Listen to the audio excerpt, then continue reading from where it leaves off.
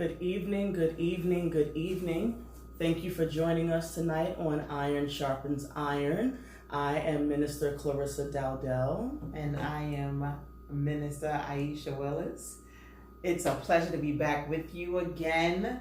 Thank you all for joining us, you fellow Iron members out there. We thank you so much for joining us week after week.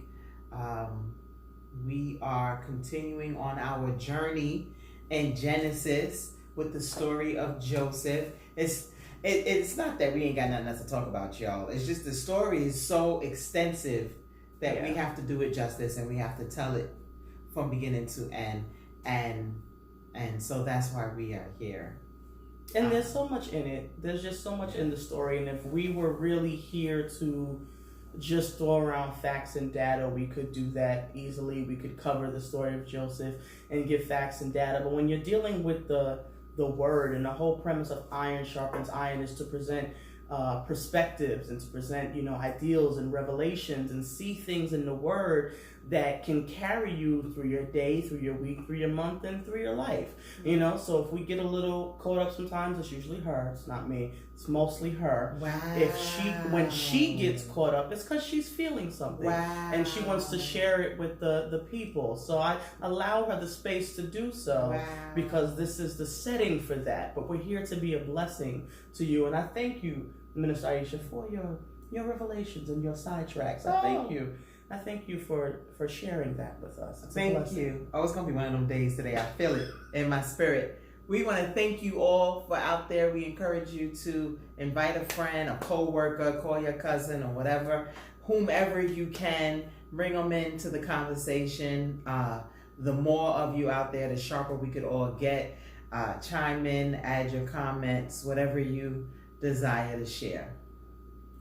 Yeah, so we'll be happy to hear from you. Now, those of you who remember the last time we met 2 Mondays ago, we got into the part where Joseph finally met Pharaoh, and he interpreted Pharaoh's dream, and he gave Pharaoh the strategy in how to handle the 7 years of surplus and the 7 years of famine. And Joseph told him to appoint someone to store up the grain and store things up so you won't go through a harsh famine. And Pharaoh said, well, we'll appoint you to do that. And he gave Joseph the ring, and he put Joseph in position. Now, to put this in context, the position that he put Joseph in, he put Joseph directly beneath him, meaning nobody could tell Joseph what to do but Pharaoh. Joseph had no one to answer to but Pharaoh. That position would be something, nowadays you would call it the royal vizier. That would be the person that Joseph was at that time. Let's make it more simple. Anyone who's seen Aladdin? Jafar. Jafar was the royal vizier, and he was directly under the Sultan. So that's who Joseph was. Joseph was the person in power directly under Pharaoh. Joseph was not Jafar. Joseph was not Jafar, but that's what he was. What's it called? The royal what? One time. The royal vizier. Vizier. Good. It is going to be one of those nights. You're absolutely right. It's definitely one of those nights. The royal vizier. No, that's what the formal title of that person is. That's someone that only the top monarch can speak to. Other than that, everyone else has to do what they say. So that's who Joseph became. I'm not here to be judged for my studies. So where we left off in 43 where he gave Joseph the position. But after the position, he also gave Joseph a few other things. In verse 44 of Genesis chapter 41, that's where we'll be, and it says, "And Pharaoh said unto Joseph, I am Pharaoh, and without thee shall no man lift up his hand or foot in all the land of Egypt," which is a fancy way of saying you're in charge. Whatever you says, go. You say jump, they say how high. Nobody does anything without the order of Joseph. And Pharaoh called Joseph's name Zephnath Paneah. And he gave him to wife Asenath, the daughter of the priest of On. And Joseph went out over all the land of Egypt. And Joseph was 30 years old when he stood before Pharaoh, king of Egypt. And Joseph went out from the presence of Pharaoh and went throughout all the land of Egypt. And in the 7 plenteous years the earth brought forth by handfuls. And he gathered up all the food of the 7 years which were in the land of Egypt, and laid up the food in the cities. The food of the field, which was round about every city, laid he up in the same. And Joseph gathered corn as the sand of the sea, very much until he left numbering, for it was without number. And unto Joseph were born 2 sons before the years of the famine came, which Asenath, the daughter of Potiphera, priest of the On, bare unto him. And Joseph called the name of the firstborn Manasseh, for God said, He hath made me forget all my toil and all my father's house. And the name of the second called he Ephraim, for God hath caused me to be fruitful in the land of my affliction.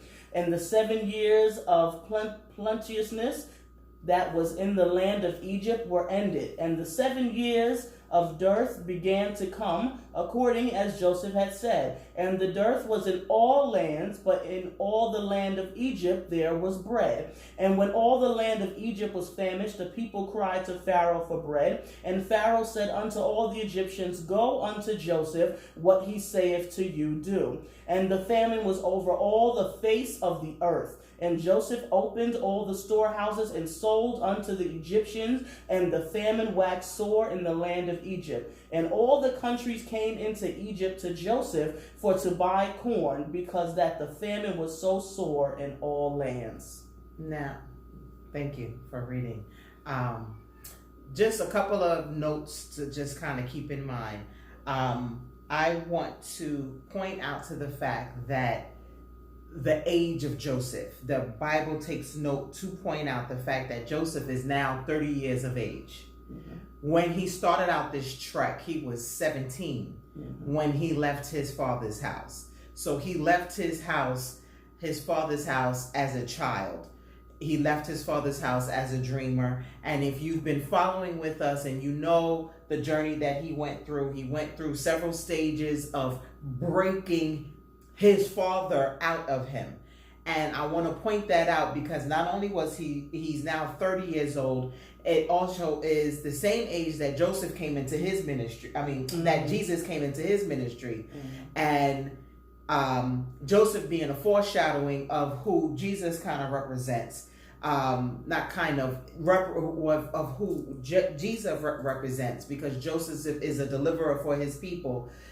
Jesus came into his ministry at the age of 30. So that's one way that there is a foreshadowing. The second point that I wanted to mention is the names of his children. If you remember when we were going through the processes and the stepping stones that he had, one of the running themes that we kept mentioning throughout the Bible study that we would continuously bring out, God was trying to make him forget his father's house. There's no way he was going to be productive in this place of authority, in this place of assignment, if you were still dwelling on where you came from and you still dwelling on who you used to be. And I think that's important for us to remember as we're going forward in this study, because Joseph is now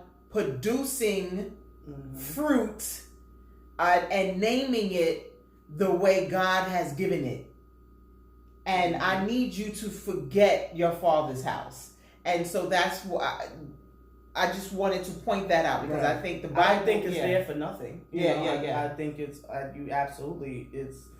the whole point of his journey. It's the whole point of these years. Come to a place where you accept my will and forget what you went through, and not only forget what you went through, but see my favor in the afflicted place. Exactly. See my blessings in the place of affliction and in the place separate from you. And if you even get into the name that Pharaoh gave Joseph. That name doesn't say it here, but when you get into the root of it, what it really means is when God speaks, you live. Yeah. And that's what Joseph's new name meant. Joseph's new name that Pharaoh gave him means that when the Lord speaks, you have life. And this is Joseph's new place. Joseph's life has now changed because he spoke with thus saith the Lord. And Joseph's life is now upgraded, and Joseph now has this position, and he's finally living. Yeah. He's not dreaming. Yeah. He's not running. He's not fearing. He's not pleading his case. Now he's living. Yes. And he's living because God said it is time now for you to live. And now that you have embraced living, now you can produce heirs.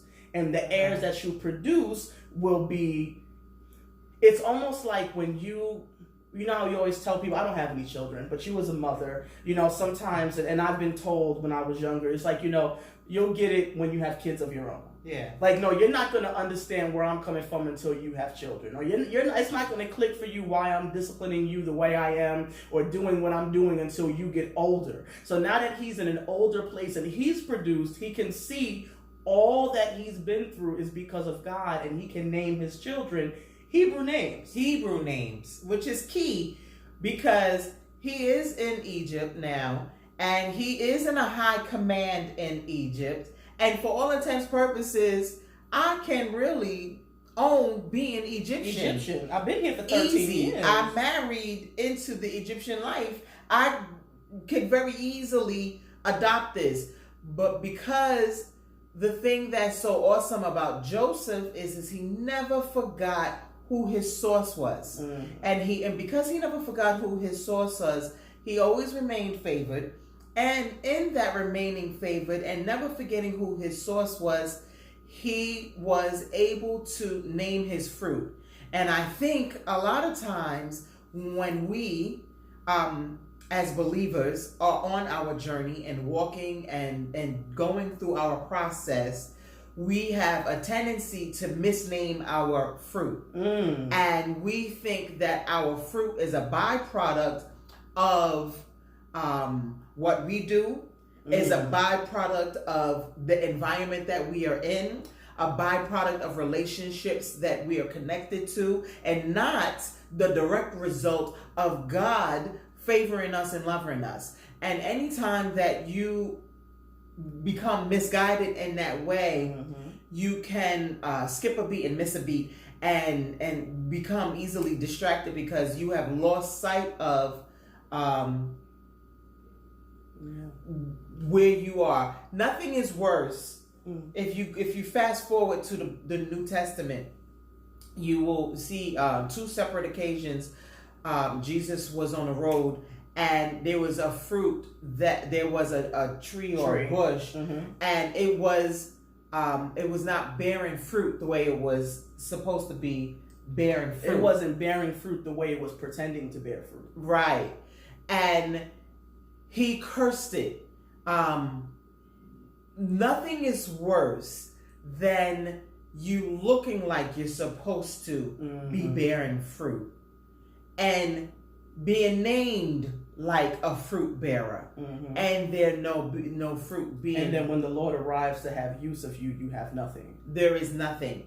And so that's why it's so wonderful that Joseph, in this place, with his two heirs, the first heir, he names his first heir in recognition of acknowledging who God is. No, I know this is not just my heir, this is not just my fruit, but I know where it comes from and who it comes from and what it is, and names it the correct way. And it's bigger than what I've been through. The fruit I have now produced has got me to a place where I have now forgotten the issues and the struggles of my past, which is why they say I reckon that the suffering of this present time is not worthy to be compared of the glory that is to be revealed. When he named his son, what he's saying is, I now recognize what I'm looking at is greater than everything I've ever been through. And what's ahead of me is greater than whatever I had to struggle with to get here. Yeah. And then when you get into the even bigger picture of his fruit, it was his fruit that got the blessing of the tribes of Israel. It wasn't him, because all 12 of the sons were tribes of Israel. Joseph is not a tribe. Ephraim and Manasseh are tribes. Yeah. So even in all of that, God took care of Joseph. Yeah. But when it was time to bless the whole nations, it was Joseph's fruit. Yeah. It was Joseph's fruit that set the tone and was able to carry it another level. So real fruit is bigger than what it does for you. Real but fruit Joseph is bigger represents than the seed. Right. Yeah. And the seed it looks like the small, the least of it. Mm-hmm. And although and what's crazy is in that in him being the seed, he was discarded and thrown away, but what he really was planted. Mm-hmm. And he was planted in such a way and buried in such a way. Again, his journey started for 17 years. When he was 17, he is now at 30. He is now kind of being brought to the forefront where it's visible, and not to the fullness of what it is At all. but he's just starting to sprout and come through, and it's more visible of who he is, the fullness of what he become. But math, that's what 15 and 15 is 30, so that's like what, 12 years of being, don't judge me, that's 12 years of being hidden away and in solitude, and in his moment right before Pharaoh called on him, the 2 years prior to that, it was the first time we heard him audibly plead his case. And then he went into another level of silence. And that's how I believe God ministers and operates in most of our lives. He operates, we hate to hear it, because we see we're in such a microwave generation, and things pop off, and it's like popcorn, and there's an app for everything. Yeah, there's an app for everything. It's immediate. We got to make it happen right now. I want it to boom, boom, boom, boom. But when things are done the way God does it, you got a 12-year journey ahead of you, a 13-year journey ahead of you. And that's just the beginning of you showing. It's just right. That's just the beginning of you sprouting. That's not even the fullness of you really truly having the roots of it really coming to the full fruition of what God is doing. It's just the preparation for birth.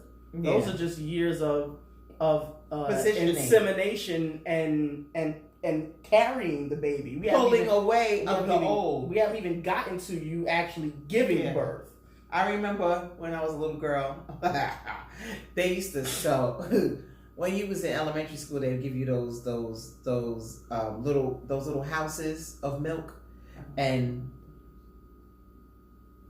the milk cartons, and they look like houses, and you try to open up, and then when you open them up, they look like, anywho, you put soil in them, and one of the projects for the classroom would be to plant a seed, and you watch it grow so you could learn and kind of watch the process of what it looks like to grow. And I remember watching the way the seed looks, and you can see that the seed is kind of busting open, and the green leaf is slowly unrolling out of it, but you can still see the resemblance of the seed still there, and the green leaf sticking out on the top before it fully becomes, before the outer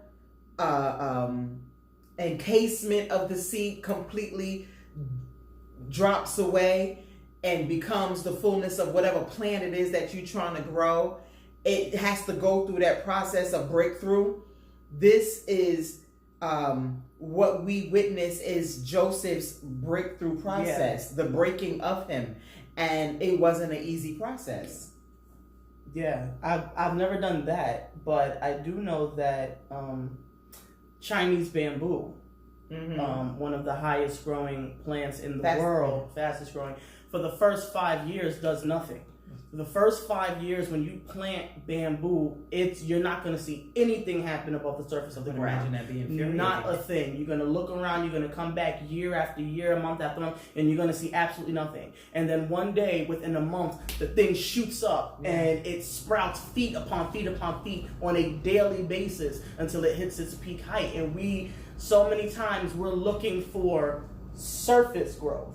And so many times we're looking for visible, tangible signs that we're actually working and we're actually doing something. Where if you just know, and if you watch how God works, God is never about the show of a thing. He's never about the shell of a thing. He's about the foundation of a thing and the roots of a thing. That way, when it is time for you to grow, you won't be sick and you'll be able to stand where you are. And that's where we have Joseph at now. He went through all of this, and now he's coming to a place where he's so established that when the land hits a famine, the people go to Pharaoh, and Pharaoh says, go to Joseph. One other key thing that I wanted to point out is, and I think this is key, with Joseph being a man, so to speak. One, he went through what he went through. He is of age. And now he got married, and then he had his children, and he got his position. Then he got married. Then he had his kids. He named his kids, and now he's acting out the gift and the assignment that was given to him. What am I talking about? A lot of times, some of us, unfortunately, just because life is life, we are doing things that is part of our purpose, but is out of sequence. So we're dealing with kids without the assignment, or we're dealing with the assignment without the process. You understand? There was a sequence of establishing, not only did I process you, I'm also going to establish you. And so he processed him first. He broke his father's house out of him. And then he brought him to a place where he is his own man, and then established him as his own man. So he had his own wife, then he has his own house. Now you have your assignment, now you have your own children. Now when it's time for you to focus on what you need to focus on, you're not distracted by anything else. You're not trying to do my business and your business at the same time. Because it made it a purpose to say he had his children before the famine. It specifically said he had these children before the famine hit. So if he's having these two children and the famine didn't hit for 7 years, I will imagine when the famine finally hits, the kids are now about 5-6 years old. Right. So they're a little bit more, they're not babies now. So I'm not now wrestling with babies. No, God does a thing for a reason. He does things in decency and in order. But a lot of times we don't understand why things happen the way they happen. But he positions yourself, ourselves, for my own personal journey. I experienced some things in my health and in my life that took me kind of out of commission in a particular way. However, it may have taken me out of commission in one way, but it positioned me perfectly to be there for my daughter in a way that I would have never been able to be there for her had I not had the ailment and the difficulties that I was going through. And so God had to steady me in a particular way so that I could show up for my child, because it was crucial that I was there at those preliminary years in her life. I know it to be so because I know what it's like in my personal journey, what it's like to not have adult supervision, if you will, readily available, who is attentive to you when you're going through certain things as an adolescent or what have you or whatever. But God will position you in such a way so that you can show up for the assignment that he's given you. And so I'm grateful to that.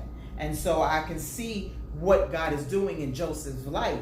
He has positioned himself so he can be a father, be a husband, be head of household before I have to really step in full-fledged. Because once I get into this, I'm not going to have time to be all up in... Right. Yeah. Yeah, I don't have time to do that. So that's where Joseph is now. So all of these things have happened. He has his family. He has his kids.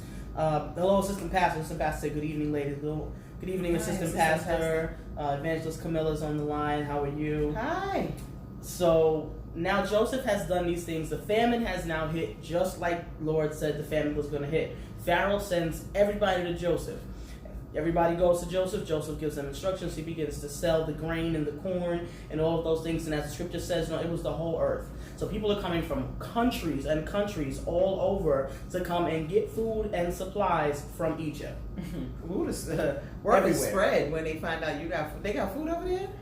I'm gonna get there. It's like they teach you in school a joke. It's like, yo, don't tell nobody you got this gum from me, because if you open gum in the back of the classroom, everybody's gonna ask for gum. So now they found out Joseph has gum. They found out that Joseph and Egypt have the supply. So now all the countries are going there. So now let's see how this benefits Joseph the more so. So we're gonna go to chapter 42 now. And now when Jacob saw that there was corn in Egypt, Jacob said unto his sons, why do you look on one upon another? And he said, behold, I have heard that there is corn in Egypt. Get you down thither and buy for us from thence, that we may live and not die. And Joseph's 10 brethren went down to buy corn in Egypt. But Benjamin, Joseph's brother, Jacob sent not with his brethren, for he said, lest peradventure mischief should befall him. And the sons of Israel came to buy corn among those that came, for the famine was in the land of Canaan. And Joseph was the governor over the land, and he it was that sold to all the people of the land. And Joseph's brethren came and bowed down themselves before him with their faces to the earth. And Joseph saw his brethren, and he knew them, but made himself strange unto them, and spake roughly unto them. And he said unto them, whence come ye? And they said, from the land of Canaan to buy food. And Joseph knew his brethren, but they knew not him. And Joseph remembered the dreams which he dreamed of them, and said unto them, ye are spies to see the nakedness of the land you are come. And they said unto him, nay, my lord, but to buy food are thy servants come. We are all one man's sons, we are true men, thy servants are no spies. And he said unto them, nay, but to see the nakedness of the land you are come. And they said, thy servants are 12 brethren, the sons of one man in the land of Canaan. And behold, the youngest is this day with our father, and one is not. I'm going to stop there. Yeah. I'm going to stop there. Would you? I like the language of it all. I love it. I like the language of it. They kept referring, thy servant. Mind you, they ain't never served a day in their life, at least not to the brother. They just showing up asking for food, asking for meal for their family and grain for their family so they can survive during this famine. And their very language, their posture, honey, that is all shifted and changes, and they keep saying thy servant. Thy servant, my Lord, my Lord, thy servant. And I tell you, boy, when God will bring things to fruition and when a prophecy comes to pass and you see that thing come to pass, it tickles you so, because you be like, God, you called that thing, didn't you? You called that thing. He said, I see y'all bowing to me, and yet, so you gonna have all of us bowing? He's like, no, my Lord, my servant, thy servant. They calling themselves servant. That's crazy. To me, that's crazy. That the Bible, I know there's a lot of these and thous and whence, and it got deep there for a minute. But only thing I saw, thy servant. They called themselves his servant. No, my Lord. Everything. God know how to gag you, don't he? Just like, go on and hold that. And God is so interesting, and this is what we were talking about before. We're bringing Joseph to a mature place, because it said in that moment he remembered the dream. Yeah. Which means he had gotten to a place where it wasn't even about his brothers bowing to him anymore. He had gotten to a place where his own initial dreams and his own initial visions and thoughts were not even the issue anymore, because he had forgotten my father's house. So I'm not even concerned. But seeing you do it brought it back to mind. Like, oh, wow. That's the best way when God manifests his word over your life and you see it play out before your eyes, and you be like, oh, that's what you was talking about in this moment. This is God. This is the dream is no longer a dream, it is reality. And that is this right here. And they're in a place where your own brothers don't recognize you. They don't even recognize you. Now, I would imagine, I have brothers. I am the oldest of them. Mm-hmm. And from the age of 17 to 30, my brother pretty much looks the same. If I didn't see my brother for 13 years, he looks the same. His face looks exactly the same as it looked since he was 15 years old. So this is about more than Joseph's face. Mm-hmm. Joseph is now in a different position. He's now in different clothes. He's in different, if you want to know about the Egyptians, they do a lot of dramatic things with their faces. Mm-hmm. So he's probably done different things with his facial hair. He doesn't look Hebrew anymore with his facial hair. And he's speaking to them, but he's speaking to them through an interpreter. Mm-hmm. He's not even speaking Hebrew to them. He's mm-hmm. speaking Egyptian, and he's having the Egyptian interpreted to them mm-hmm. from a Hebrew. But they came in such a low place that I would imagine they didn't even really stop to look at his face. Mm-hmm. I picture in my head, because eye contact is one of those things of like, why you looking me in my face? You are beneath me. So I would imagine they came to him with their heads bowed and didn't even get to look him in his face. Mm-hmm. And he's looking at them saying, y'all look exactly the same. Mm-hmm. And you don't recognize me because I don't look the same. And God will bring you into a place where people that were once over you, you'll be like, oh, you're still in that same place. Mm-hmm. And you don't recognize me because I'm not in that place anymore. Mm-hmm. And it's just, I've always loved the story of Joseph, and it's always been such motivation to me. And it's always been that thing of, because I could actually have gotten that kind of word consistently over the years, is that people won't even recognize you. People won't even recognize you. Like, I get that word constantly. And it's like, no, the people won't recognize you. And the people won't, you'll look totally different. And to see it and experience it where one day you look in the mirror, you don't recognize yourself. But it's in a good way. Mm-hmm. In a God way. It's in a good way. It's in a God way. It's in the glory to God way. And it's like, God, you brought me from that all the way to this, in this space and in this position where I am unrecognizable. Mm-hmm. When they studied him so that before, when he was younger, they studied him that they hated the thing that they saw down to the coat.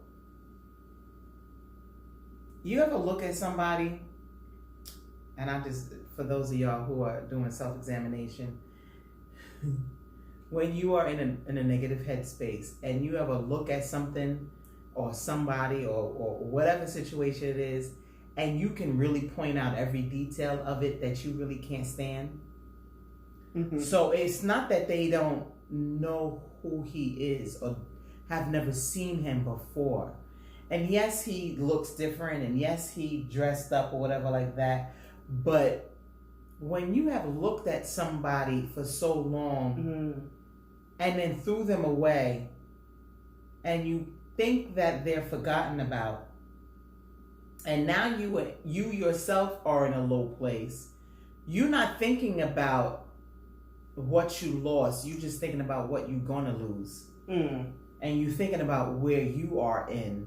Because they even go through, we even have a younger brother who's back with our father, and they're going through the process of the scarcity that they're experiencing. Mm. That they don't even remember. Because they told him he was dead. Right. We have a younger brother who's back home. We have another brother who's not with us anymore. He's none. Yeah. He doesn't even exist. Right. And that type of thinking and mentality will have you miss certain things, but it's a good thing because it puts them in a position for God to do what God needs to do in their life. And let's watch God work. So, starting in verse 14, and Joseph said unto them, that is it that I spake unto you, saying, ye are spies. Hereby ye shall be proved. By the life of Pharaoh ye shall not go forth hence, except your youngest brother come hither. Send one of you, and let him fetch your brother, and ye shall be kept in prison, that your words may be proved, whether there be any truth in you, or else by the life of Pharaoh, surely ye are spies. And he put them all together into ward 3 days. And Joseph said unto them the third day, This do and live, for I fear God. If ye be true men, let one of your brethren be bound in the house of your prison. Go ye, carry corn for the famine of your houses, but bring your youngest brother unto me. So shall your words be verified, and ye shall not die. And they did so. And they said one to another, We are verily guilty concerning our brother, and that we saw the anguish of his soul when he besought us, and we would not hear. Therefore is this distress come upon us. And Reuben, here he is again, and Reuben answered them, saying, Spake I not unto you, saying, Do not sin against the child, and ye would not hear. Therefore, behold, also his blood is required. And they knew not that Joseph understood them, for he spake unto them by an interpreter. I'm going to stop. They are sitting in front of Joseph, arguing about killing Joseph. They are sitting here and saying, you know why this is happening, right? This is happening because we killed Joseph. And because we killed Joseph back then, now we're going through all of this drama where if we had just left him, and Reuben's like, I told y'all not to kill him. And because y'all killed him, now and Joseph is standing there like, would you look at this here? Wow. That's what they're arguing about. This is happening because we killed Joseph. I knew he was somebody special. I knew I should have never killed him. I knew we shouldn't have done that. So now we are reaping what we sow because we killed the promised child. Now he promised. You see what happens when you get to a low place? When you get to a low place, now all of a sudden you remember things. Your memory. Listen, food for thought. This is personal archives for our humanity, for our walk with God. Despise not the day of small things. And be very careful of who we look down upon right now, because it may look crazy now. But baby, by and by, down the road, when God get through being God and doing what God do, honey, the way it will end up, it will have you gagging. And you can, I think it's in Working Girl, love that movie. You have to be very careful how you treat people, because you may be junior now, but one day you'll be the exec. And you have to treat people with decency, and you have to treat people and honor them. Going up, coming down, the same whichever people you way, meet going up is the same ones you meet coming down. every time. And so now here they are gagging over how they treated their flesh and their blood in front of their flesh and their blood, looking crazy. Wow.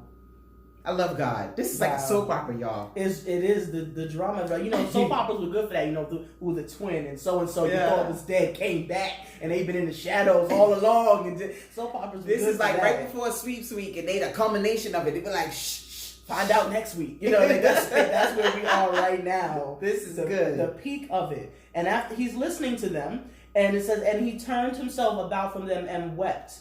And returned to them again and communed with them and took from them Simeon and bound him before their eyes. Now, I'm going to stop and I'm going to say for 1 second, I think he took Simeon. I think that was on purpose because of his flesh, because even though Reuben was the oldest, Reuben always defended him. Mm-hmm.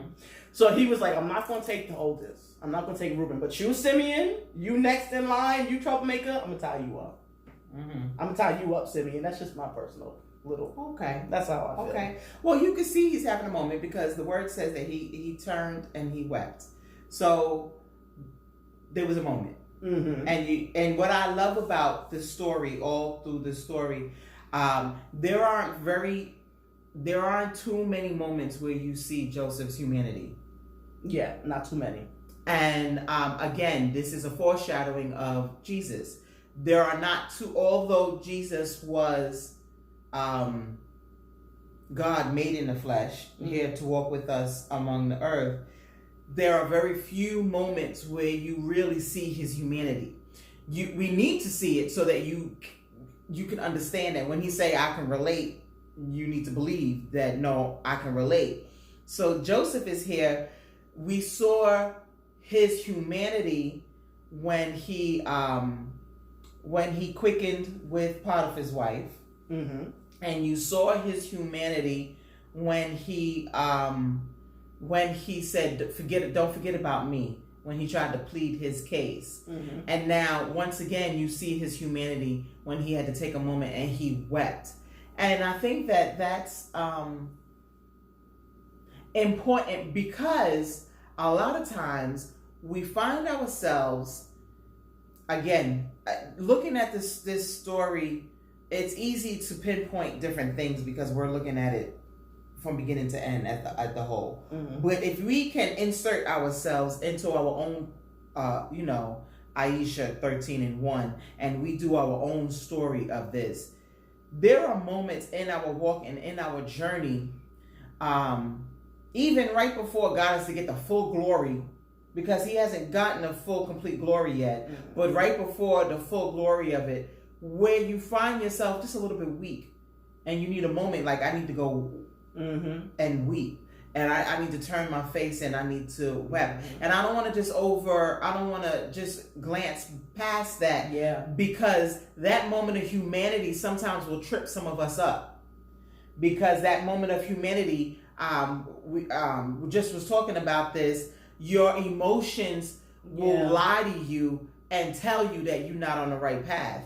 And your emotions will lie to you and tell you that you're not favored, that God doesn't love you, that God hasn't had your back all along, and that you're not favored. And it could just take a moment, just because in that quick moment of humanity, there's a lot of other stuff that he could have did differently than what he goes on to do. And I just think that that's important for us to remember in our own personal walk. This is not just about Joseph. This is about Aisha. This is about Clarissa. This is about you guys out there. When you get up in the morning, brushing your teeth, looking in the mirror, what does your moment of humanity look like? And what decisions are you going to make in your moment of humanity? Is it going to propel you to manifest the glory of God?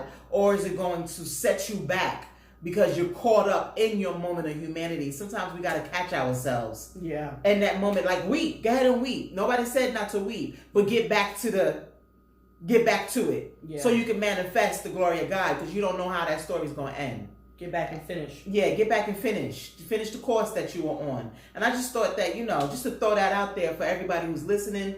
And if it's one person that's listening, take that with you to work. Take that with you to, your loved ones, whomever you speak to during the course of this week, next month, whatever the case may be. Just say, go ahead and weep. There's no shame in weeping, but get back to it.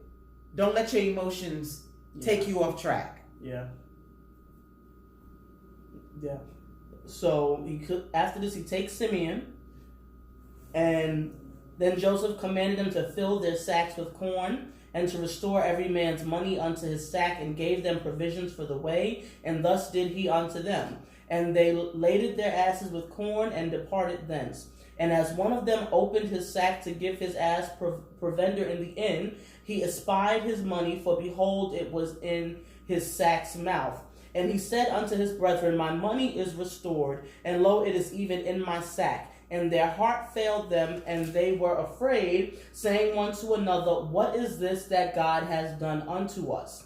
And they came unto Jacob their father unto the land of Canaan, and told them all that befell unto them, saying, the man who is the Lord of the land spake roughly to us, and took us for spies of the country. And we said unto him, we are true men, we are no spies. We be 12 brethren, sons of our father. One is not, the youngest is this day with our father in the land of Canaan. And the man, the Lord of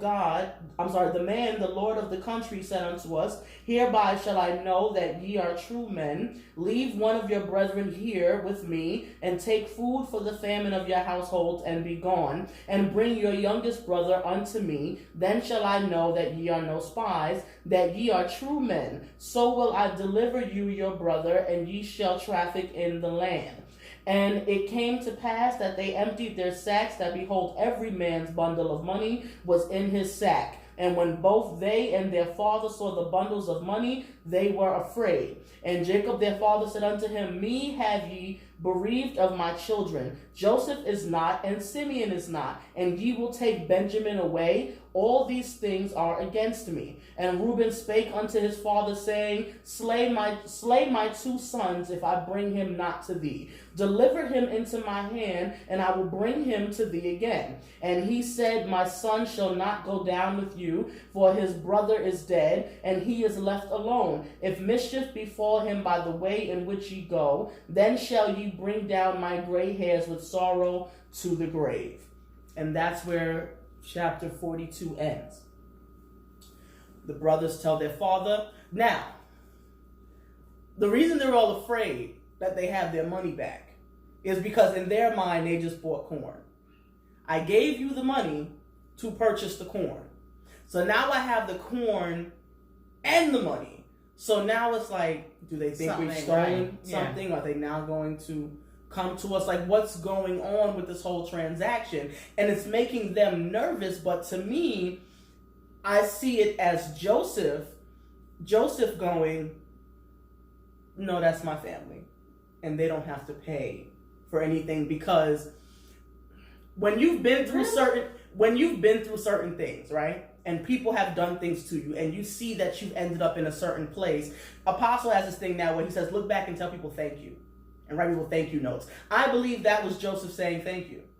Keep your money. I don't want your money, but take the corn, because you're going to come back to me anyway. But I'm not going to charge you anything, because if it were not for y'all behaving the way you were anyway, which is what he says in the end, that this is not your doing, this was God, keep it. I don't need their money, because they gave Joseph the money. But then why did they go on to, They gave Joseph the money. That's why they were afraid. No. When you read it further on, though, they came, and why did they have to do, and bring your youngest brother unto me? Then shall I know that ye are not spies. Right. And that you are true men, and I deliver. I think that was a setup.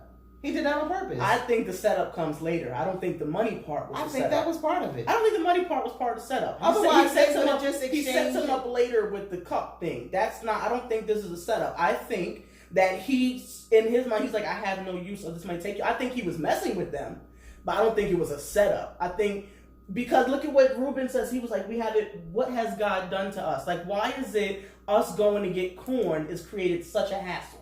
This is what Reuben says. And I think Joseph gave them their money back without their knowledge, not to set them up. It may have been to mess with their head, but I also feel in his mind, he didn't want their money. Okay. Well, maybe he didn't want their money, but no, this was a setup. How can I? No. I don't think it was a setup to trick them into doing something. I don't think it was a setup like that. If this would not have happened, they would have never came back. That's not true, because when you go to 43, the whole reason they came back, because it ended with Jacob saying, you're not taking my son, and that was the final link. But then you go to 43, it says they stayed there for a time, but then the famine was worse, and it came to pass they ate up all the grain, and their father said, go again and get us grain, and now he sends them back with Benjamin. They went back because they ran out of food. They emptied up their sacks, and they behold every man's bundle of money in a sack. And when they and their father saw the bundles of money, they were afraid. And Jacob their father said unto them, Me have ye bereaved of my children. Joseph is not. Because they already told them, we got to bring Benjamin back. And Jacob said, you're not taking Benjamin back. So they stayed where they were in Canaan until all the food Joseph gave them was gone. So now they have no choice but to go back to Egypt. Because at first, he's going to leave Simeon there. He said, you're not taking Benjamin with you. You're not. And the only reason they ended up going back is because they would have died. That's the only reason they went back to Egypt. They didn't go back to Egypt for Simeon. They went back to Egypt because they ran out of food. Well, I know they didn't go back for Simeon, but I don't. Yeah, I don't think Joseph was setting them up. I think it was a thing of like they're gonna bug out when they see this money. But I don't think it was a setup.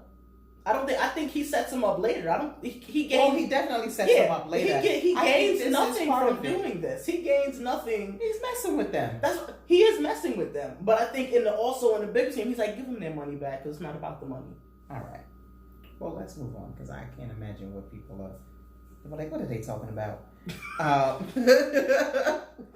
The second trip. So they leave it at the last thing Jacob says is, my son's not going with you, for his brother's already dead and left alone, and with mischief befell him in the way where you go, then you're going to bring down my gray hairs with sorrow to the grave. He said, if something happened to Benjamin, I'm going to die. You're not taking Benjamin. He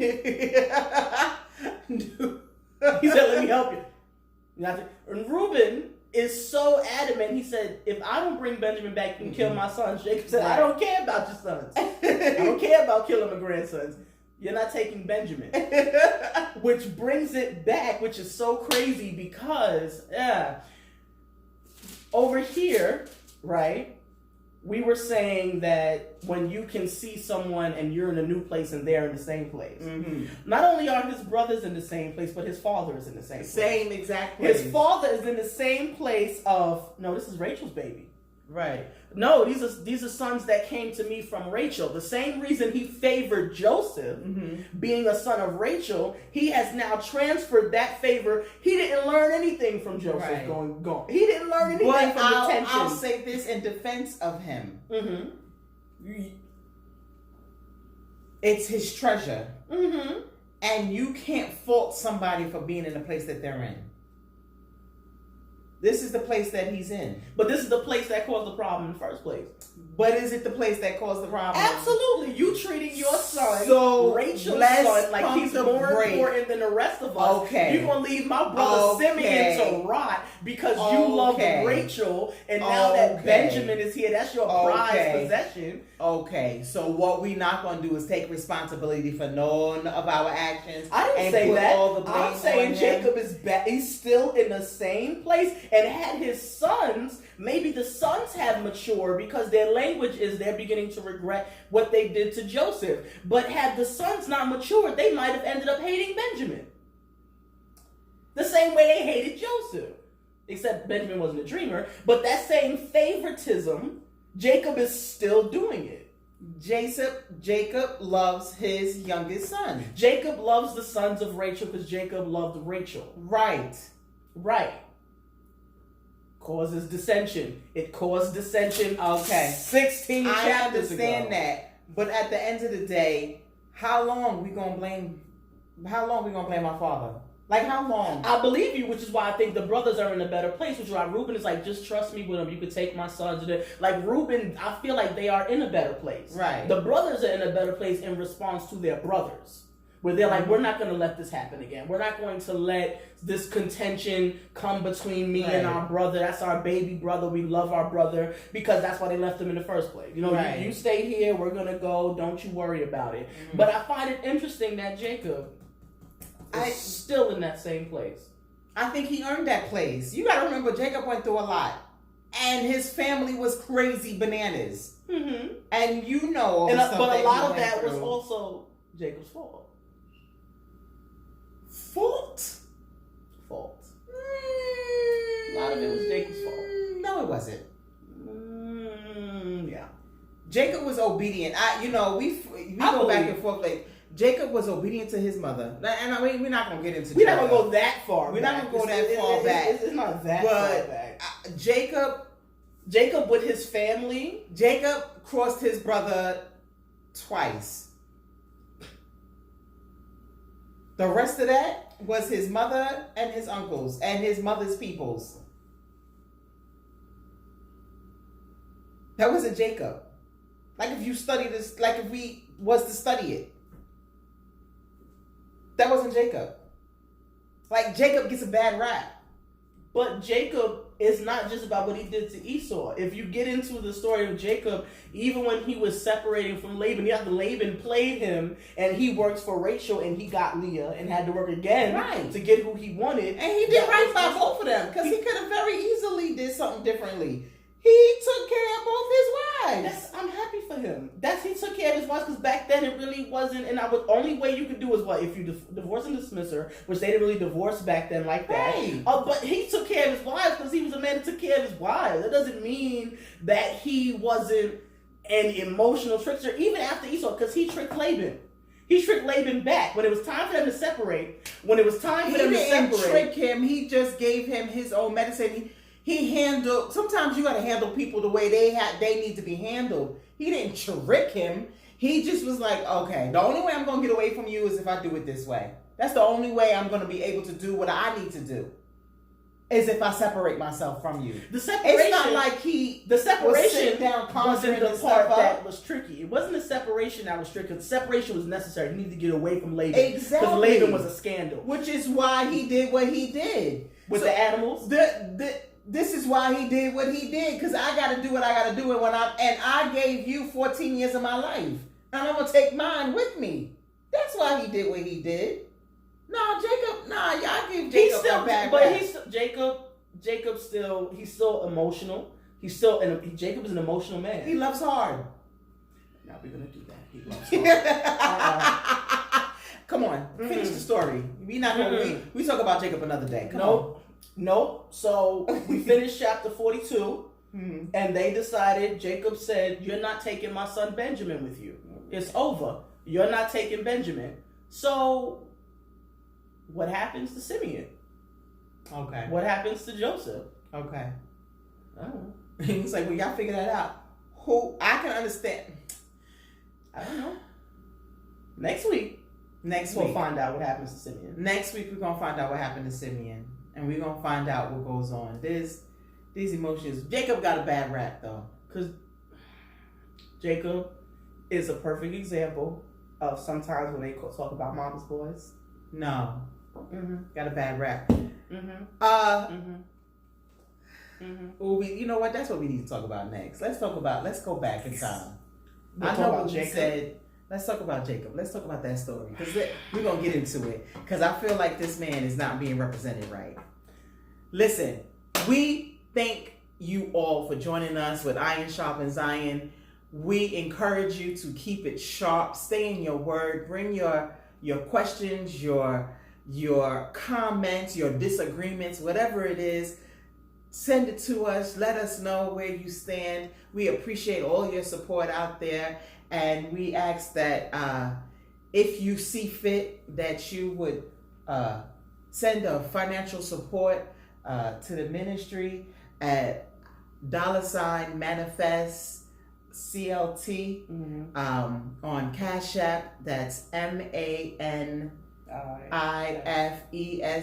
CLT. On Cash App. We encourage you, and we thank you for all of your donation and your support, whatever you send our way.